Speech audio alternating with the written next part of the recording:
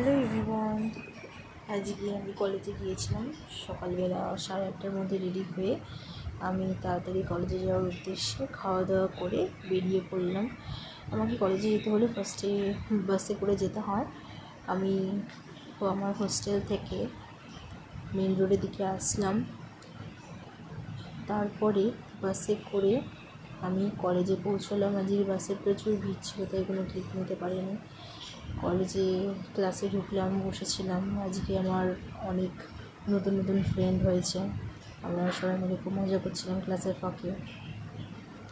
দিয়ে এরকম করতে করতে ক্লাস শেষ হয়ে গেল।